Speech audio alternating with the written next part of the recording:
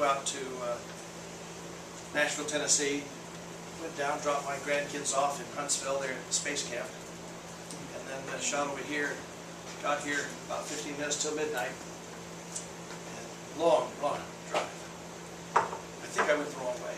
Highway 20 and then off on some little roads. No, that's right. Oh, that's the right way. Oh my.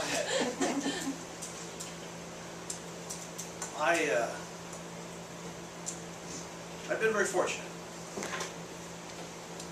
I always knew my situation in life. I've had kind of a fairy tale career through the insurance industry. Everything's always worked well for me. I grew up on the prairies of southern Colorado. When I say on the prairies, I mean literally out on the prairies. They were mostly shacks. Ours was no exception. There was no running water. We had an outhouse. I was terrified of that outhouse at night. Bees and bugs would fly around in there, and you always knew if you sat on that thing, you were going to get stung. The four of us kids slept in one small bedroom. That was the only bedroom in the house. There was no running water. And I grew up hiking all over those prairies. We were so poor that the illegal aliens that had moved into Pueblo, Colorado, in that part of the United States, were on a higher social ladder than we were. And they knew it, by the way.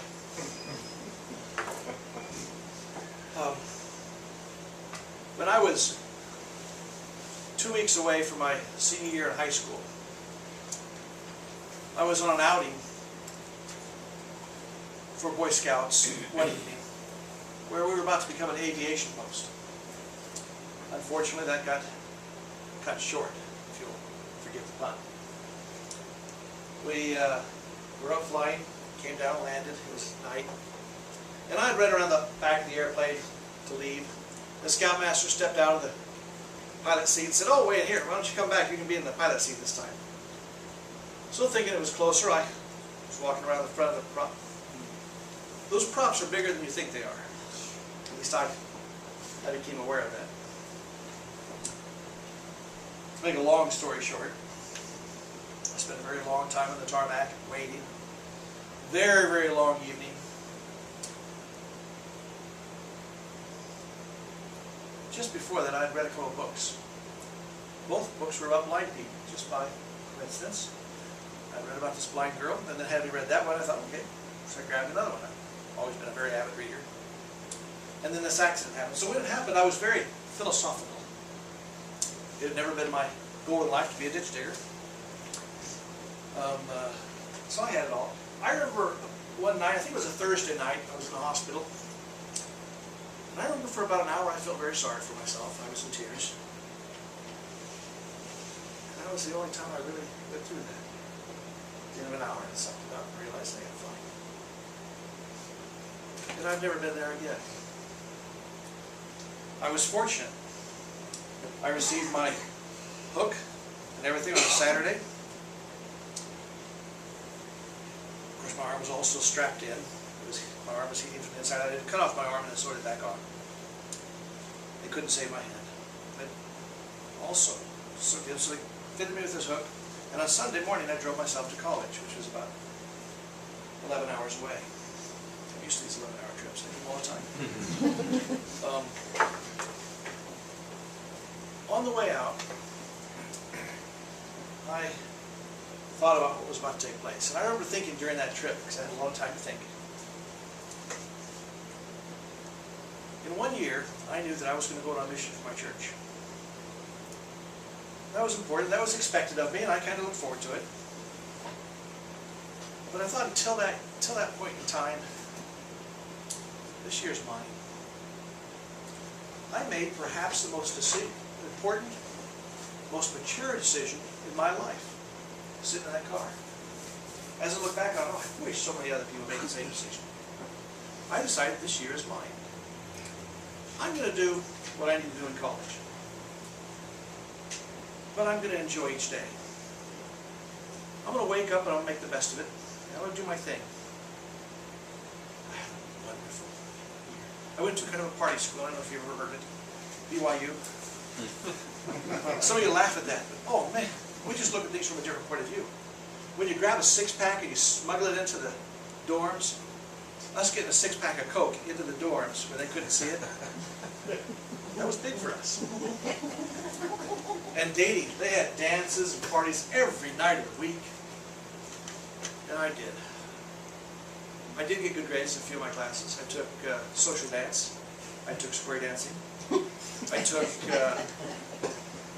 took movie appreciation. I got one of the better grades in that one. I got a B. Significantly pulled up my average. I finished the year with a 2.34. I know that because I looked it up years later, having thought it was far worse. I found out I actually had a 2.34. So I'm a little proud of that. Bear with me.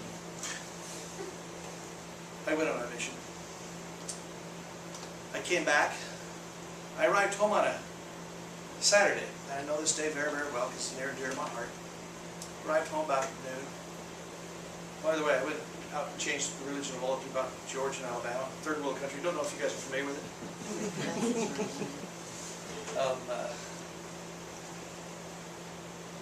That evening I went to a church social.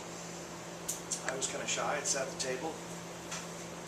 This other girl that was kind of shy was sitting there, and we struck up a conversation.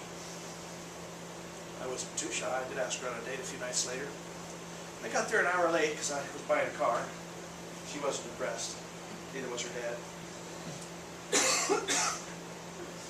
I would meet her again as I went to college. She knew I had a car, so she was comfortable calling me. We dated, and of course we got married. Been married for 38 years. I withdrew from college. I never heard of financial aid. I wasn't close to my family. My family out there on those prairies had more problems than you can imagine. I left home when I left. It was a wise thing for me to do. I started buying houses, remodeling and selling. We call that flipping houses nowadays. That's so much more convenient. I did that for 3 years. Always had 3 houses going. And made an okay living. And then 1980 hit.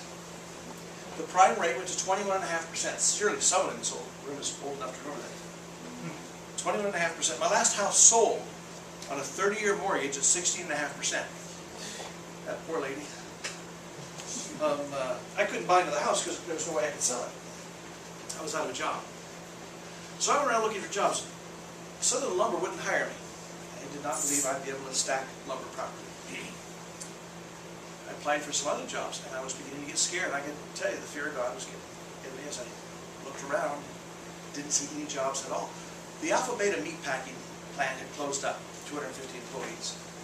The Johns Manville plant had closed up, 1,250 employees. The Pillow Ordnance Depot with several thousand people had closed, was shutting down.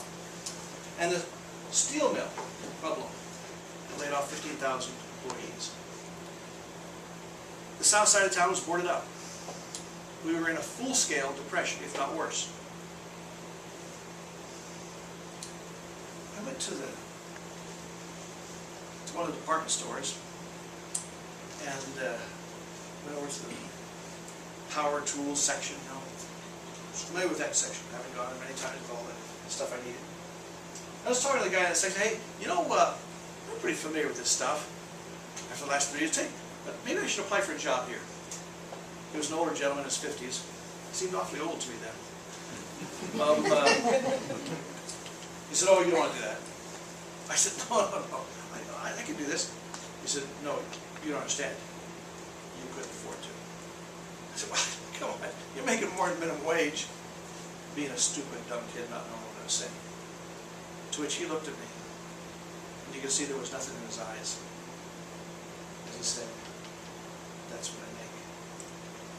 And I remember the goosebumps running down my back. And I remember for the first time, really, honestly, realizing I was terrified. I feel how hopeless it was.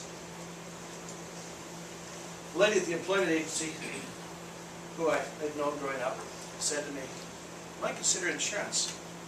What I said next wasn't appropriate then, now, or any other time.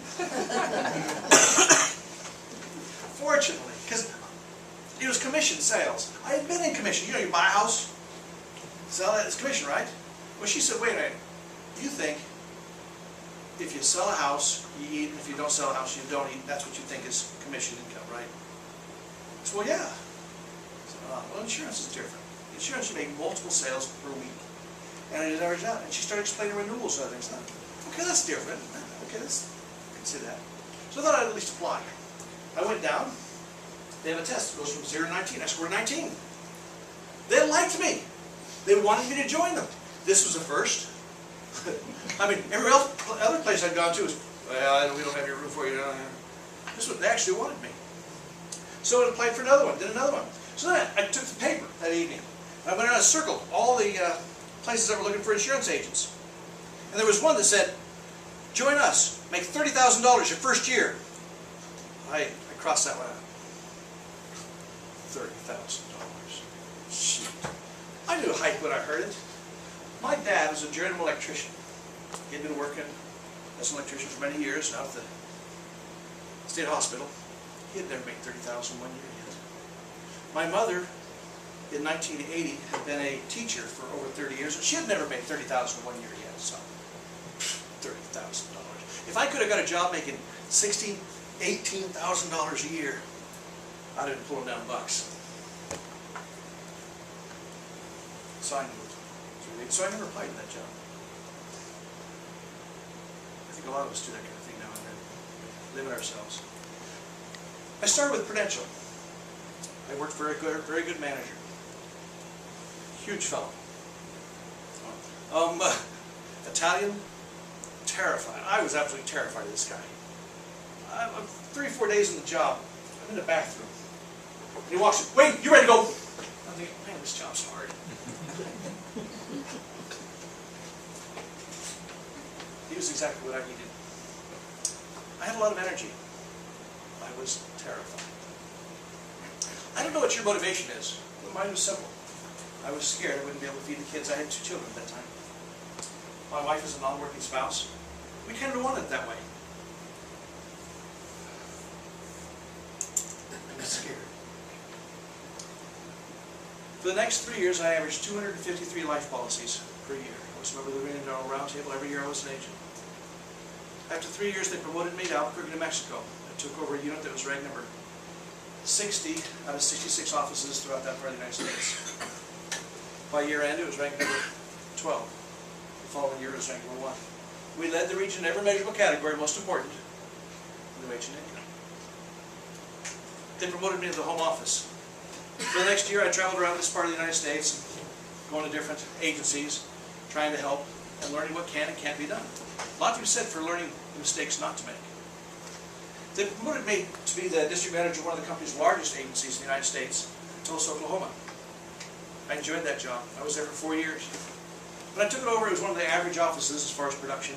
When I left, it was one of the top agencies in the United States. I left because Prudential was going nowhere. They were running enormous problems. And I was convinced this was not the way I was going to spend my future. I went to work for a company by the name of MetLife. Don't know if you've ever heard of them. They rolled out the red carpet. I won't tell you the long story there. Boy, they were awfully nice to me. Offered me a nice contract. Worked in their home office for a year. And then they sent me down to southern Oklahoma to a small town called Ardmore. Anybody ever hear of Ardmore? This is typical of the groups I go see. Nobody's ever heard of Ardmore. You hear a redneck. You hear of the gun in the back of the truck and all that stuff. They're talking about Ardmore. Red trucks, they're all red. Because red represents the 2 colleges, Oklahoma and Oklahoma State, that these kids never go to. That they get the truck, they color because they watch football. They get their double wide. You know the rest of the story. Ardmore had a population of 22,000 people. I checked into the Holiday Inn and called myself a manager. I remember checking in. The lady said, who do you work with? I said, MetLife. She said, oh, what are you here for? I said, well, build an agency. She says, oh, where? And I remember feeling those goosebumps again. At the end of the first year, they gave me the Manager of the Year award for the fastest startup new agency in the history of the region. I won that award for 4 straight years. The 4th year is the #1 office in the region. MetLife went into a tailspin. In 1994, they had made some serious mistakes down in Florida. It caught fire, and the entire industry caught fire. And all the problems that would ensue for the next decade for this industry came out of that. They lost 2/3 of their agency force in the next 3 months, of which I was part. I had called a dear friend of mine who was a consultant in the insurance industry, and he said, Wayne, I don't want you to do anything. Don't you call anything. All I want you to do is go to the health club, you relax, breathe, everything's going to be okay. I'm going to take care of this. I thought that was an unusual response. He called me up a few days later and said, I got a company by the name of Businessmen's Assurance. They're going to hire you. Here's what's going to happen. They're going to, again, unusual. So they called me. They sent me some paperwork. I sent it to them. They sent me some stuff to fill out. I got it prepared. They flew me out. And they put me in this group that I was going to be with for a couple days. This group has been meeting with people for many, many years, and they select the managers. But one part of the presentation, they say, Wayne, we sent you some information. We asked you to fill it out and kind of do a 5-year game plan, or kind of give us how you would approach this. Did you have a chance to look at that? I've been waiting for this. I've been a salesman all my life. I didn't have to do this stuff, right? So I opened over a briefcase and actually I did get that. And I took the liberty of putting some things together, and I made a copy for each one of you. I didn't have any idea how many people there would be, but I just happened to have the right number. So, give it all out. They got all these spiral band notebooks, and they all went in rooms dead quiet. It stays quiet for about a minute. So finally, one of them looks up and says, this is pretty extraordinary. And I said, well, for $100 and such odd $1,000 a year, I didn't think you'd expect anything less. And he repeated the amount. And I said, yes. And they all went like this.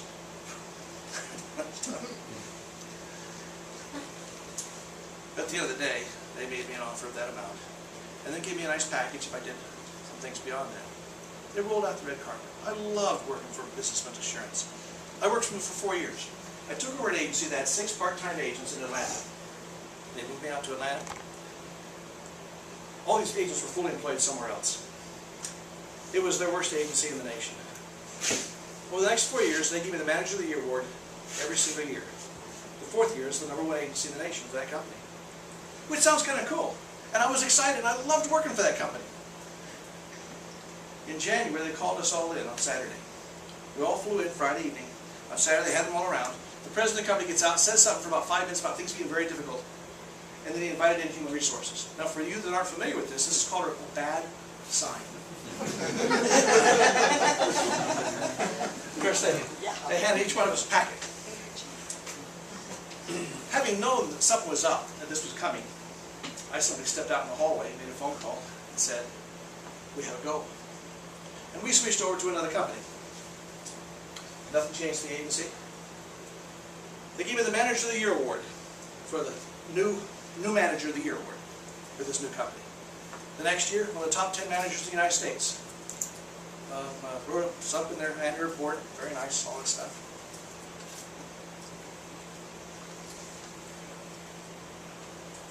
I've had an enjoyable career. I've loved the companies I've worked with. I've had opportunities to work with so many in home offices. Again, I loved working with Mutual of Omaha. All these. We ended up in Utah. I was so frustrated. I'd been with Bankers Life and Casualty for 2.5 years as the director for that state. I was in a situation that did not fit me.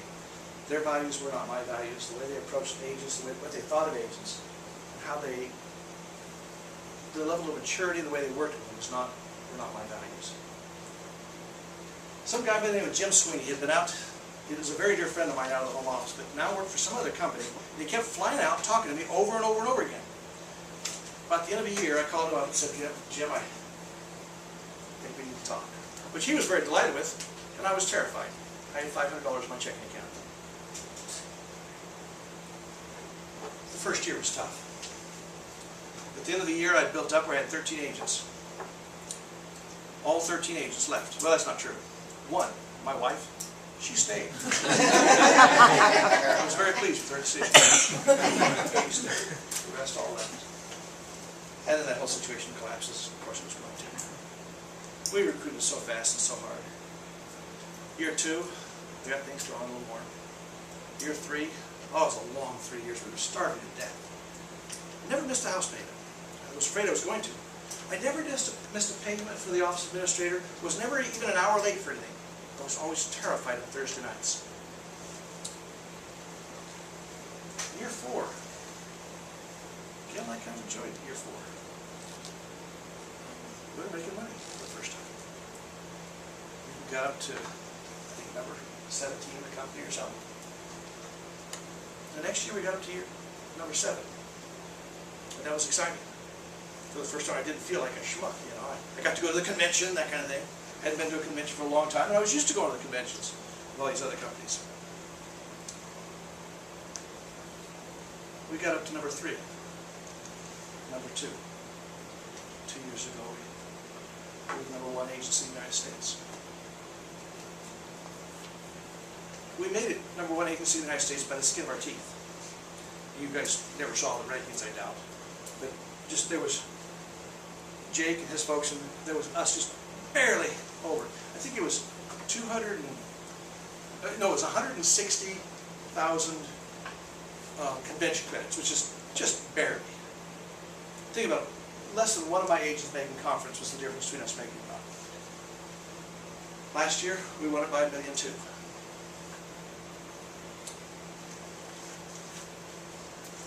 We're still going through changes. I'm still going through changes in my life. I lost the person I spent the last 38 years with.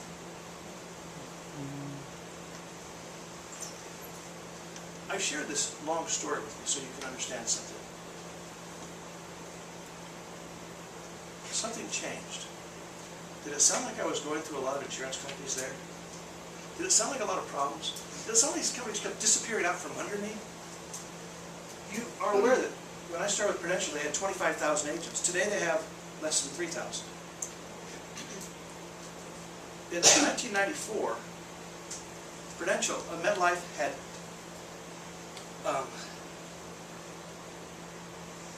at 17,500 agents.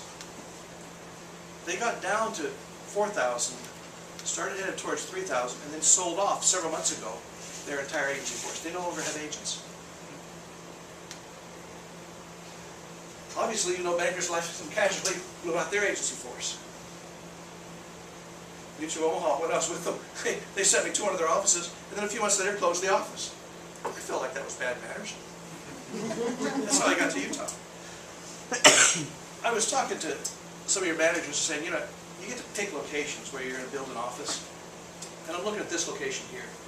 How beautiful and wonderful it is. One of the resort locations on the planet. I grew up on the prairies, remember? Guess where I ended up building my office? On the prairies. Salt Lake. Same place, for all practical purposes. We did work hard. Today we have offices in Boise, Pocatello, Ogden, Salt Lake, Provo, and St. George. I was trying to tease him the other day and said, did you know I've had 7 agents in St. George for some time? And he started looking worried. Because I saw a sign where some St. George is some town not very far from here. That was St. George, Utah. I've had people wonder, okay, now how did you do that? Well, it wasn't as fancy as you might think. We recruit people, but you can't recruit people if you don't have a good program. But it's kind of fortunate here. We built it based on all the things that nobody else has. People ask, what's the similarities between you and the other offices? There aren't any similarities. Every single thing they do, we do the opposite of. You know how you start with the other companies. They sit you down, they say, okay now, here's what we call Project 100. We want you to write the names. Everybody knows the rest of this, don't they? Yeah. The name of your friends, acquaintances, loved ones, all them. Put those names down. And then you and I are going to go see them. And when you run out of these, you're going to go out of the business. Well, they don't tell you this part, do they? You're going to go out of the business. We're going to hire somebody else that looks kind of like you. We're going to start all over again. And we're going to stand up in front of groups and talk about how professional we are and about marketing. Prudential, MetLife. Doesn't sound so professional all of a sudden. And no wonder they get results there. Their program was tied to a time when things were different. In 1965, when the telephone rang, the guy jumped up from the chair and hurried to the door, all the time thinking, do I have something for him to eat? Do I have something to drink? I wonder who it is. Excited to open the door. Now, if that sounds comical, that's how different it is nowadays. Nowadays, about 7:30 at night, the doorbell rings. I look at him, Gail? You expecting somebody? No. You go, hold on. Let me get this. And I go to answer the door. Different mindset, isn't it? Radically different. In 1965, the telephone rings. The guy gets up off the couch, hurries over to the telephone, answers it, and says, you know, who is this? He's anxious to hear who it is. He's excited about the fact he's answering the phone in 1965. Today, the telephone rings, and you go over and think, there better not be some solicitor. And you reach for the phone. Oh, the mindset is radically different. In 1965, you ask for a referral. You say, now, this is how I do business. Do you mind recommending me to someone else that might also be able to be interested in the kind of work I do? In 1965, it's an honor and a privilege. It's considered not only something nice to do, it's considered very respectful to recommend somebody else. 2015, 2016, it's hard for me to catch up with this. Things have changed. Now, they're worried about giving you a name because that other person may not feel the same way. When you go see that other person, so recommended I talk to you, they go, they gave you my name? We've changed radically in all this stuff. In 1965, when we were kids, they talked about hermits. If you're old enough, you know about this. Hermits were those people out in the wilderness that lived away from everybody else, or they lived in the neighborhood and nobody went to their house and they didn't go to anybody else's house. 1965. If you didn't go out to somebody else's house once or twice a week, you were considered a hermit. Today, you go to somebody else's house for dinner once or twice a week, you are a party animal. We've changed our entire society and culture. I shared all this with you so you understand the changes in demographics and the way it's all changed for all these companies. So these companies that were doing this, all based on relationships, they were building empires. They didn't know that it was only 2 decades away before it would all come crumbling down.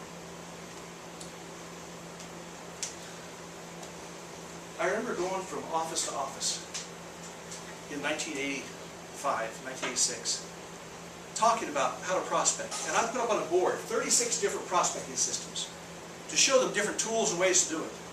Because they had to change what they were doing. I was convinced that all the companies, including mine, was doing it wrong.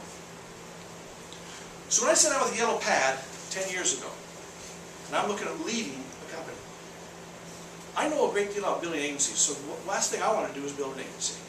It takes 3 years. It's 3. My kids grew up having trouble with math. I'd say 5 plus 5 is 10. But 3, those, where was it? Was it good? Something about 3.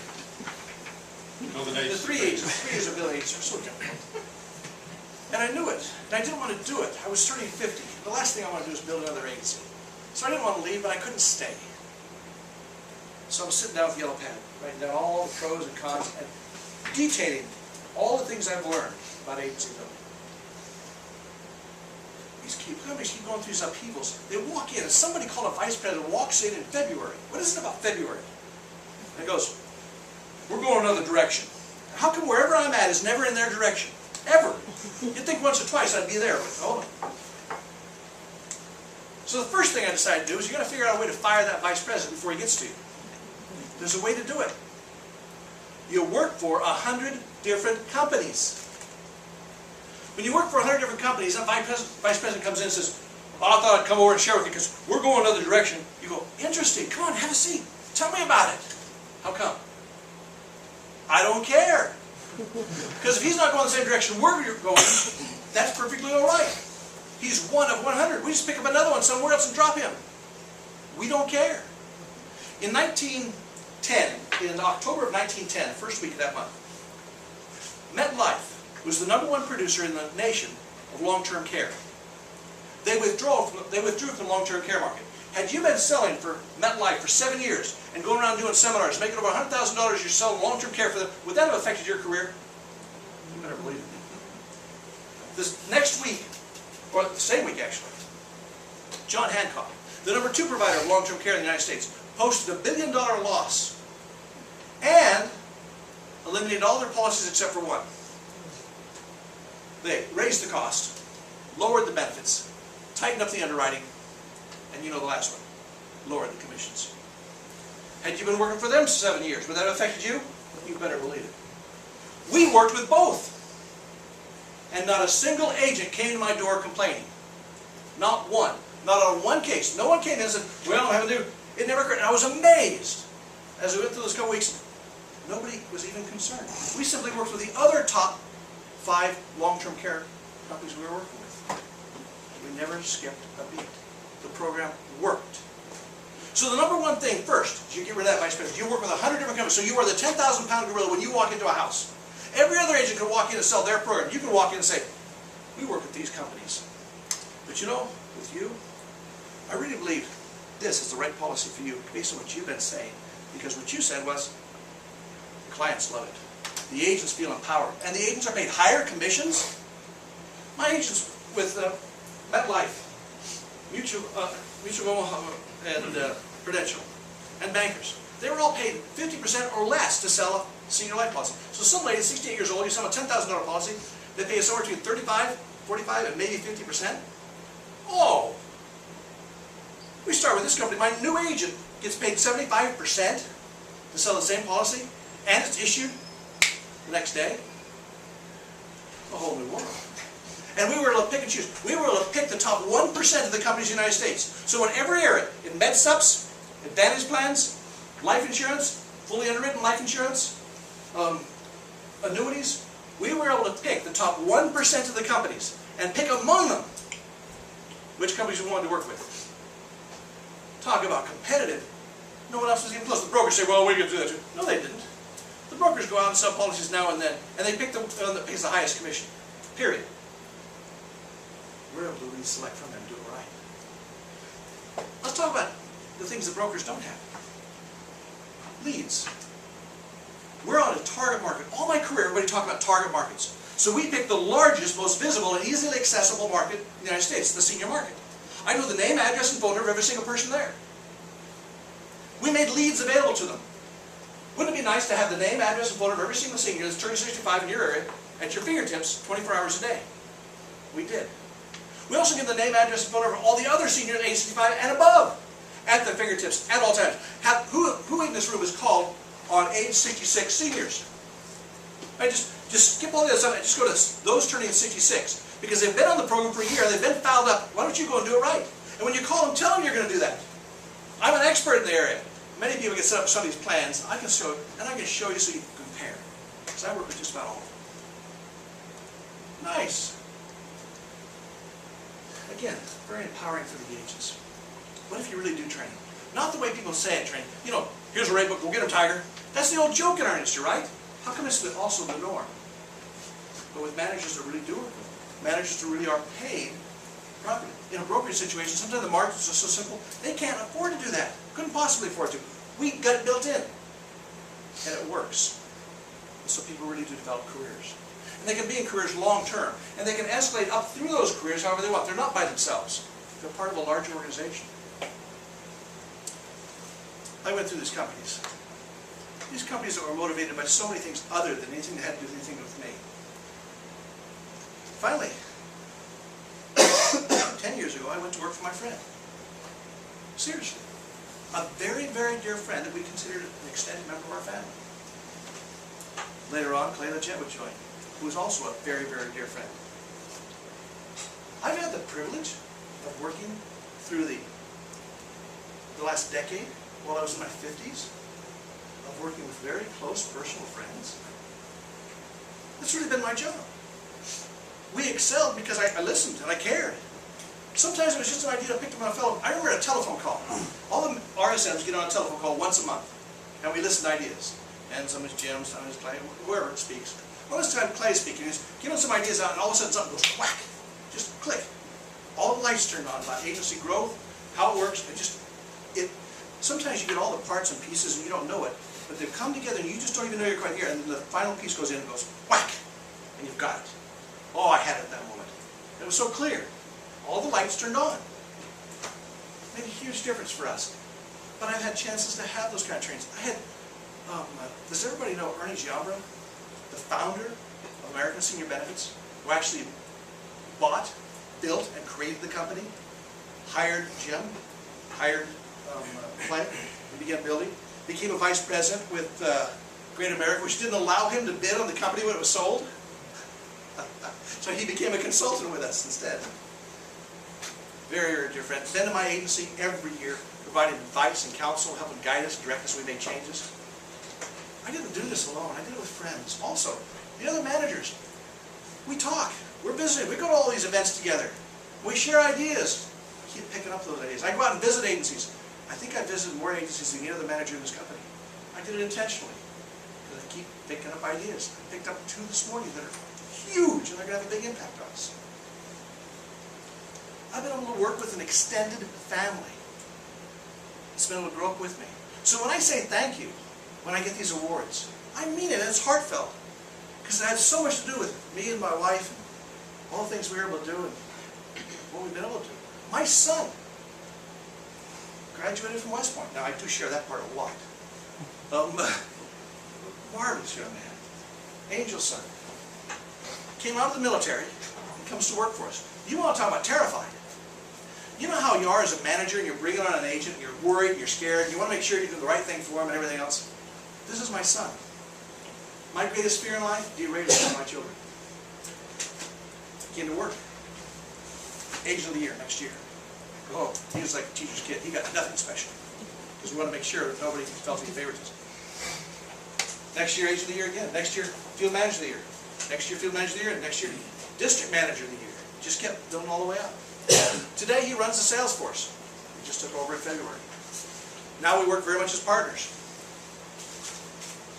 It's very enjoyable. It's very satisfying. It helps enormously as we grow. But I'm able to do it. I'm able to do it kind of the way I want, with lots of help and guidance through other people. Nobody, one time, has come over to derail us. Nobody tried to pull the carpet out from under. It's never happened. We've been able to grow. We suffered with our own pains as we made mistakes, but it's so large with so many opportunities. We're able to do it. We built a telemarketing unit. We've had that telemarketing unit for 9.5 years. We do mass mailings. They got automated. You guys are now enjoying the benefits of it just as we are. We now have more systems coming out. The telemarketing system you guys are using, we're about to adopt. I can tell you right now it's going to happen. I've had that now from Fred Jackson, his wife. And it's not Jackson, it's Fred Jacobs. Yeah. And you guys are, well, I'm going to pick this. I'm going to get it going. So we'll have that one launched. I'm going to take the way you guys are bringing people in and the system you're bringing new people in on, we're about to adopt. Are you aware that your agency is very similar to mine? Almost identical. In fact, your productivity per agent and your mix of business is very similar to ours. The maturity of your agents, the way it's working, developing up, is very similar to ours. Many things about your structure, your management, and your overall approach is similar to ours. There aren't too many agencies in the United States that are similar. As far as ASB, they're all very different.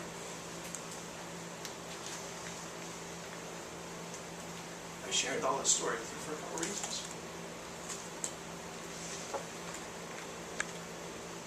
If it's that different, if it's that remarkable, what are you doing with it? Maybe you have a disability that you're not aware of. You see, remember I told you that I was fortunate? I know you thought I was kind of joking, but I wasn't. I've had the good fortune of being able to look right at mine all these years. I've never been confused about what I can and can't do, because I felt strongly I can do pretty much anything I want. And since I kind of had to prove that, I've gone out of my way on it.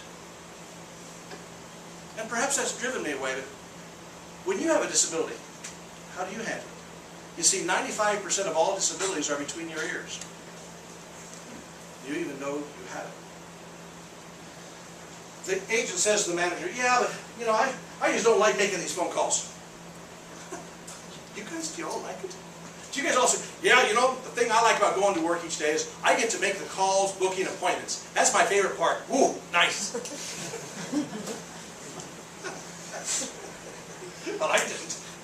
I was on the shy side. I was the guy that sat down in the basement reading books. My family still marvels to this day that I actually interact with other people. So, being a little on the shy side, I had to manage it. When it came time to book appointments, I set a time. I begin at this time. If it's 10 o'clock, then I make sure I do everything to get ready, but at that time, I start. So I can have everything ready. I can't stop. I can't go looking for other things. At that time, I get on the phone. And I don't put the handle back down until I'm done. So if I get 2 hours of calling, that's 2 hours. I write notes, do my thing, but I keep moving from one call to the next. Because I realize it has a lot to do with just number of calls. Sometimes it has nothing to do with your skill level. You get all wrapped up, well, here's the script, this, and everything. You make one call, someone says no, so you hang up. Well, let's rewrite the script. You've been working here for 6 months, you're still rewriting the script. You know. No one can afford that kind of time. Get on the phone, say something lousy, hear what they say, and move on. You'd be amazed how well that works. I have telemarketers. My lousy telemarketers that make lots of dials do just fine. So, that person has a disability because they think they don't like something. Well, it never was that kind of thing. It never was a deal where we said that you're going to like everything about the job. When we walk up to the door, you have to know certain things. When you walk up to the door, is your head all set up? Now, let me make sure you understand what I mean. We just went to the American College in Phoenix. How many of you went to that? Oh, if you didn't go to that, shame on you. It would cost you $200 for a plane ticket. You're there at one of the great hotels in the United States, the Point Resort. I worked my derriere off my very first year on the job to be able to go to the national convention at the Point in Phoenix. So having just been able to go right there back, it was just too funny. But I really enjoyed it.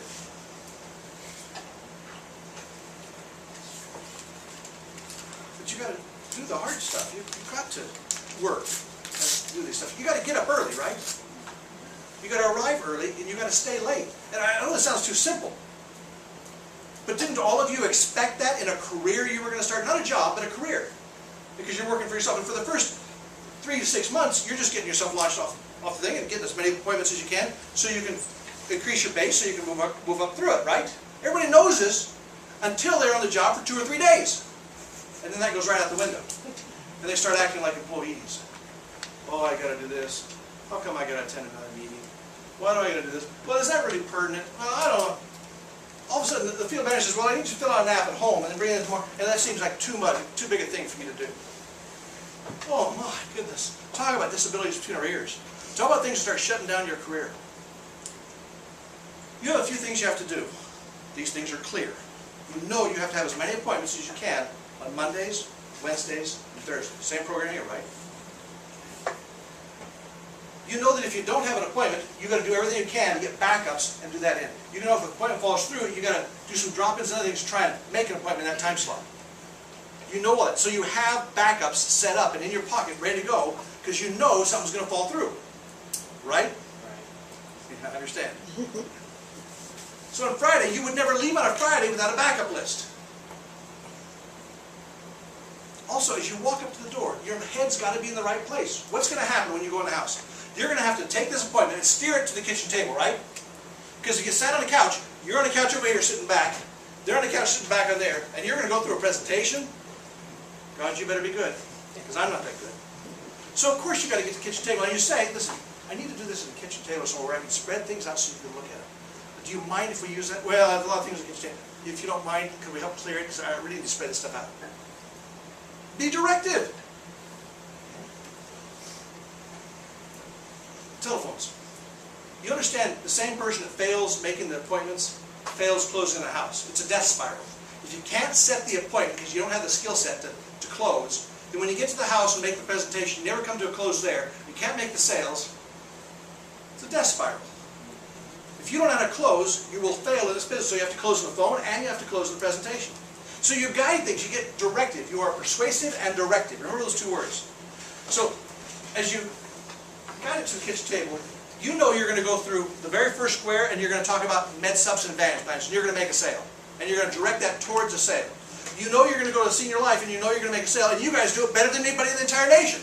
You're the best agency in the nation at that. And by the way, my agency has been learning from you folks on how to do that for the last 10 years. You guys came in shortly after we did, and we started watching you guys. Was that before you? Just a little bit. Well, we were very small. Very close. Yeah, very close. And then you go to the third stage. What's the third thing you do? What's the third thing you have to have in your head when you go in a house? You're going to ask for annuities. Well, you don't do it that way. What you're going to ask for is what kind of savings plans they got, what kind of 401ks, IRAs, 403bs, what kind of things are they doing now? And would they mind if we shared with them what our interest rate is? See, we have a plan that'll guarantee up to 8% for 10 years, no matter what. Now, I don't know what the interest rate is, and please don't repeat that number, because I pulled that out from my experience. I haven't filled out an application in 5 years, so please. But whatever it is, what is the interest rate right now fixed for 10 years? You probably get that. You're talking about 7? income Okay, so 7%. So tell them, 7%. Locked in, all the way through, for 10 years, guaranteed. Well, that's pretty good. And most everyone's going to say, I can't believe that. Say, I understand. I felt the same way when I heard it. If you don't mind, let me bring over a gentleman that's an expert on this. I'm here to show you how it's absolutely guaranteed. And he'll go over with you. Are you doing that at every house? Because if you're not, I don't understand. It's like the boxes. Would you skip the first box and say, well, I'm not going to do med subs and advantage plans because it's just too complicated for a person such as myself? No, you're not going to do that, right? And obviously, in this particular agency, you're not going to skip the next thing, and you're not going to, well, you really don't want to buy a life insurance policy, do you? Not really. Okay, thanks. You're not going to do that either, right? So now when you get to the third box, don't stumble over it. You've got to get this. So you get that one, and you get this person that you can bring with you. And all of a sudden, out of nowhere, you're getting a large annuity, a large one, every quarter. Take my word for it. If you do this, you will get a large annuity. You'll get some little ones. We used to call little ones 5, 10,000, remember? Now we call little ones 40,000, 60,000. Whole new world. But you'll be picking up $100,000, $200,000 annuities right and left. Unless you don't do that third thing. Now again, when do we know this? As we're walking up the steps to the door, right? So you know exactly how it's going to be directed, you know everything you're going to do, and you're going to know each step of the way. If there's something interfering with that process, then all it is a matter of a little bit of role play with your manager. Because you've got to get this in your head, so that you know exactly what's going to happen and how you're going to direct the appointment from that process. I've had some people say, well, I don't know, I'm not going to make the client buy something. I said, make the client buy something. That's immoral, wicked, evil, and we're not only not going to do it, but that's an insane thing to talk about. Are you immoral? And of course the agent always goes, oh, of course not. That's not my point. So, okay. So if you walk out of the house, they have no life insurance, their health insurance is in shambles, and you didn't persuade them to buy something, that's perfectly okay, right? And the agent always goes, well, that's what I thought. There's a morality on both sides of this thing. Of course, you're not going to do things that are wicked and evil and suggest things that the client doesn't need. But those things that the client does need that are obvious, I damn well expect you to be persuasive. I expect you to be directive. I expect you to guide them as they need that guidance and help. Just like at different times and stages of my life, I need help, so do they. And without you there, it's not going to happen. People wonder about life insurance. When does life insurance get bought? Life insurance gets bought when another mature adult sits in front of you and has an adult conversation, and you perceive them as someone that you're willing to receive advice from. If you walk in the house and go, this is a nice house. I never been in a house. They may not perceive you as their advisor. It doesn't really matter what you say, you may never get there. But if you walk in and do the things you're supposed to do and have the people skills and the interpersonal skills that we hired you for, then you simply step in. Share. Be candid. Be open. Be directive. Because they need your help.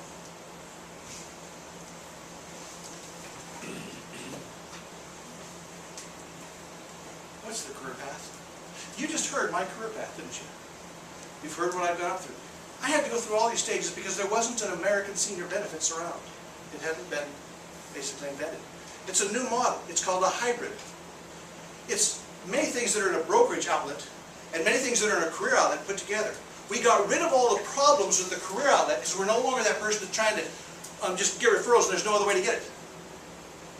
We got rid of the thing with no leads, and now we're in a target market. We're doing all the things you heard are the best practices, and we put them together in one company, and we loaded it up with more than just a few lead sources. We allowed you to set up a rigorous program where you could expand your number of contacts quickly and then build up through that number of clients. So if you're in your third, fourth year, you are reaping the benefits. There's no wonder agents make money the way they do. The average agent with ASB makes around $50,000 their first year. The average agent with ASB in the second year makes about $75,000. In their third year, they make about $100,000. Go ahead, start some other job, JOB, and see if you can get raises like that. My average third-year agent is making $111,000? Tell me where you can apply for a job like that. In fact, if we say it just like most people don't believe us. Oh, well, yeah, I hear you say stuff. No, it's what we do. That's average. Remember average? Some of you forget what average is. Remember high school? Straight C's? Was that you in high school? Straight C's? I suspect you did a little better than that. I'm hoping. He didn't. That's how I did in college, by the way. But most of you did better than that. You're going to do better here too. Continue to develop and grow. But you're doing it in a program where the average is so low. Average C is 111,000. No wonder I got all these people making 150, 200, and 250,000. My angel son, whom I was terrified I was deranged, who came in being from one of the best colleges in the world. I was scared to death I could do something wrong. He's making 300,000 this year. It's very gratifying. You have no idea how much it means. As my other managers and stuff are making, on average, 150,000 more. My agents, my third-year agents, think about it. You got to work 2 years somewhere, right? Work 2 years from us. Eke it out, just only 50, 75,000. Whatever you got to do, get through it. Because year 3, if you're average, 111,000. And then, of course, there's years 5, 6, 7, 8, 10. You're vested in 10 years. In 10 years, you are vested for life. Now, I came from bankers. What did they have? At 7.5 years, you can begin vesting. So, or at 7 years, you can begin vesting. So if you're there 10 years, you're vested for 3 years. What kind of screwed up program is that? But that's at 10 years, you're vested for the rest of your life. And it's different. My wife just passed away. Big event in my life. She had all these renewals built up after being with the company all these years. Almost 10. I get you to continue receiving those renewals.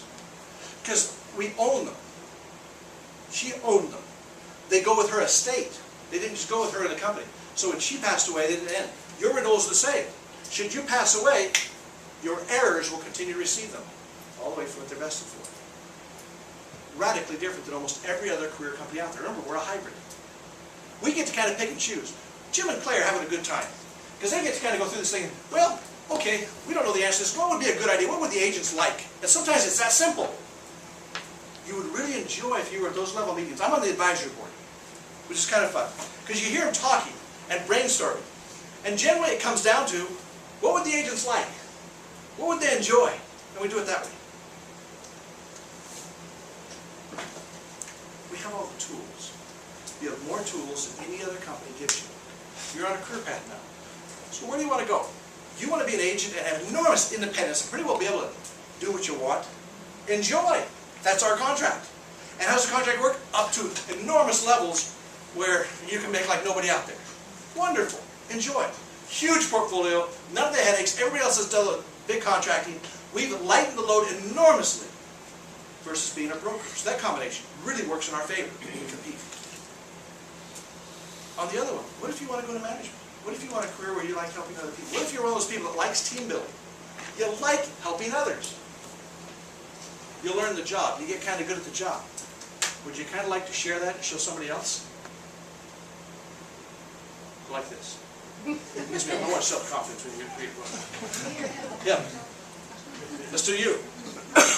What if you had 8 people that you were taking care of and showing and helping and going out and doing joint production and making sure they had all the tools and resources they need? Would you like something like that? That's management.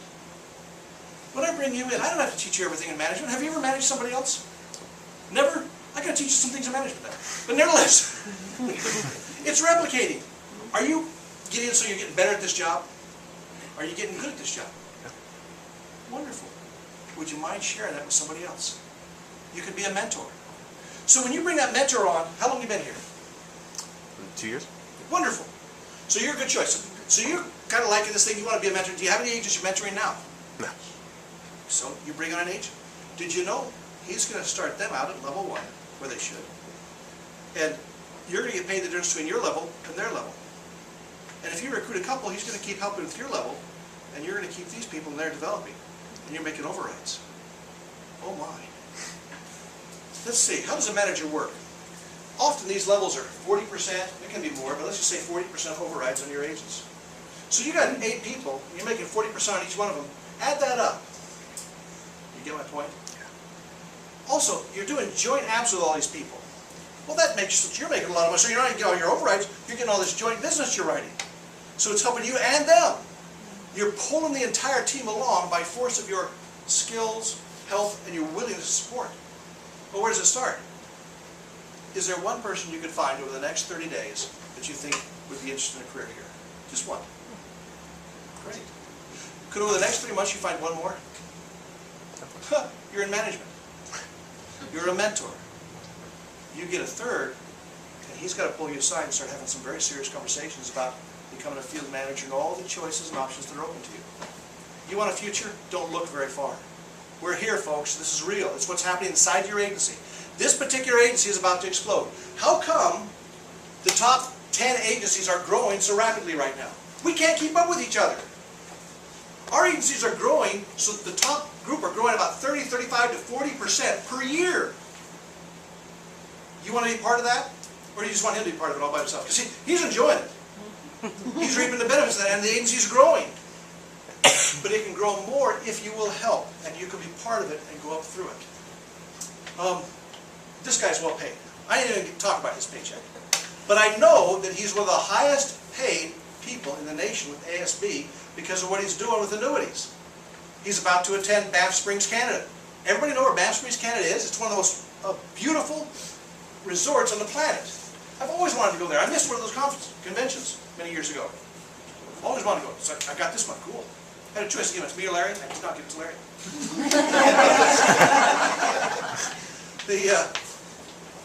But he's making serious bucks, guys. Is he 10 times smarter than you are? No. Is he 10 times smarter? Well, I just doubt this. I believe all of you have capabilities. And you may learn things along the way. And if you don't, call and ask. Visit with him. Do what I do. Visit with other managers. Talk. You'll get there. Some of it is simpler than you think. Some of it is just taking really good care of people. Someone's genuinely caring about someone and helping and guiding. Encouraging. That's all. We make so much of this thing of management. We get in a big... Everybody comes to my agency and you got the best managers in the company. Boy, it's your managers. Well, that's because we taught the managers not to worry too much about it. Relax, take a deep breath. Be you at your best. Enjoy your agents. That works really well. I don't care how young or old you are. I'm 60. I just turned 60 a few weeks ago. I'm as excited about it, bringing on a new agent, what we do, as I was 37 years ago. It's never changed. I'm not sure if it's childish or what it is, but I like it. I enjoy helping other people. But it doesn't get all that complicated. Sometimes you think you get all wrapped up in the stuff and you're all thinking, you know, this is really a big deal, you got to learn all this stuff. No. Go out and replicate what you're doing in front of somebody else, but find somebody. How many people in this room over the next month could find one person that would probably be interested in this career? That's what I thought. How about the next 90 days after that? 2 people? You're on your way to a very nice career. My average field manager makes over $150,000 a year. I don't have a single field manager that doesn't make $100,000 a year. My district managers make $250,000 and up. Folks, give yourself some opportunities. Don't limit yourself. Don't say what you can't do. Try something extraordinary. Try something just way outside the cards by helping to mentor another person. If you enjoy it, enjoy it with another person. And let an enjoyable career take its place. Again, I have been able to go through my 50s, absolutely loving my job, loving my career, and having no one that can come along and derail it. You should do the same thing. Thank you for letting me talk. Thank you for letting me share my experience. This is a labor of love, and I enjoy what we built. I don't know if we'll repeat. I guarantee you there's this agency that's doing really well. They're bringing on some powerful tools, which we're going to try and copy so we can keep up with you. There's a couple other agencies that are doing some great stuff. It's possible we'll get beat, but I'll guarantee you, we're still gonna grow dramatically. And my agency will have more opportunities. And the average third-year agent is gonna make more and more money each year, let alone those 5th, 8th, and 10-year agents. Thank you very much for your time.